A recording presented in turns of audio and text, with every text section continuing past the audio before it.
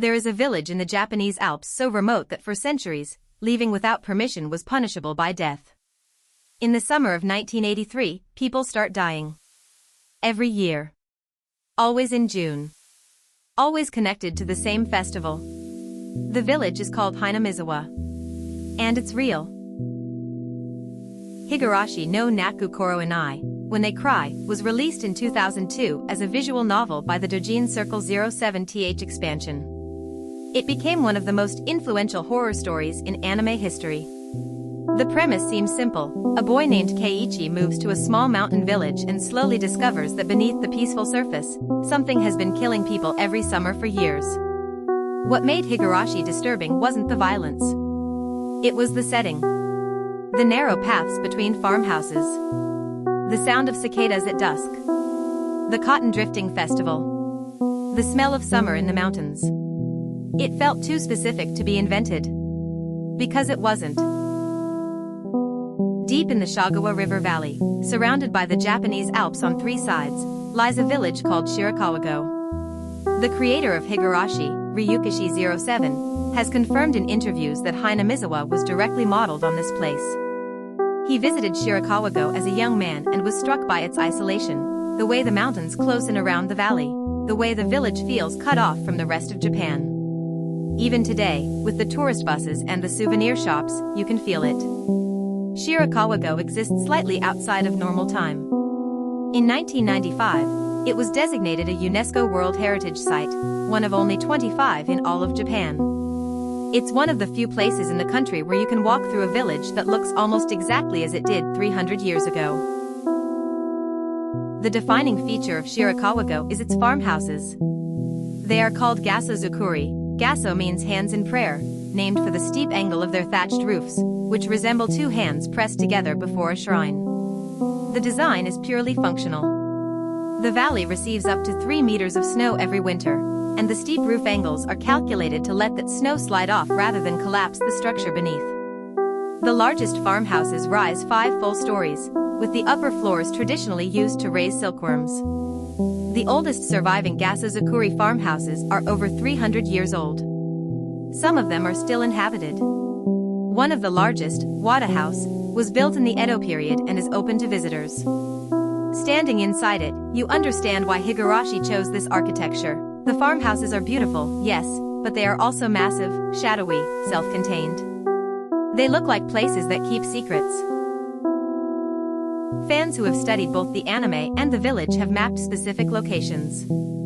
The Furude Shrine, where the Cotton Drifting Festival, the Watanagashi, takes place every June, corresponds to Shirakawa Hachiman Shrine, a small Shinto shrine at the northern edge of the village.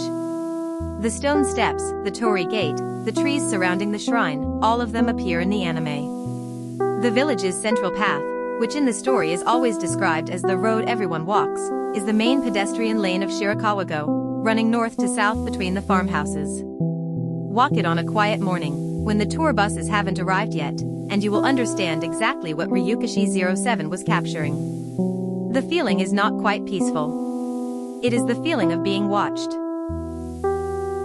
Higurashi is a summer story. Its atmosphere, the horror, the paranoia, the constant dread, is inseparable from the heat of July in the mountains. If you want the most faithful Higurashi experience, visit Shirakawa-go in July or August. The rice paddies around the village are at their greenest. The air is heavy with humidity. In the late afternoon, the shadow of the mountains reaches the valley floor, and the temperature drops 10 degrees in an hour. And in the evenings, the cicadas. Higurashi takes its name from the Higurashi cicada, the evening cicada, whose call sounds like the Japanese phrase for as the sun sets. In Shirakawa-go in summer, you will hear them. They sound exactly the way they sound in the anime.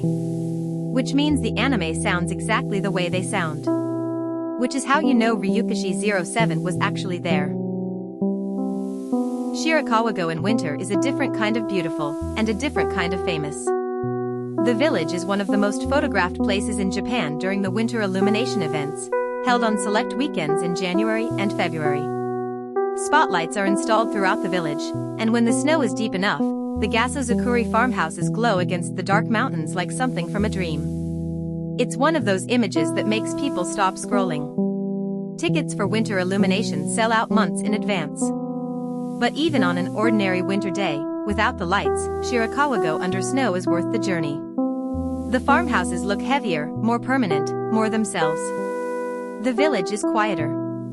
And in the silence, with snow muffling everything, you can almost hear what Keiichi heard on his first night in Hinamizawa. Getting to Shirakawa-go requires intention, which is part of the point. There is no train station. The village is accessible only by road, and the road goes through the mountains. From Nagoya, highway buses depart regularly and reach Shirakawa-go in about 2.5 hours. From Kanazawa on the Japan Sea coast, the bus takes about an hour and 15 minutes. From Takayama, the Hida city that inspired your name, it's 45 minutes. Most visitors come on day trips, but staying overnight changes the experience completely. After the last bus leaves, the tourists are gone, and Shirakawa-go reverts to what it has always been, a remote mountain village where the mountains press close on every side and the only sound is the river and the wind. That is when Hinamizawa becomes real. Hinamizawa exists.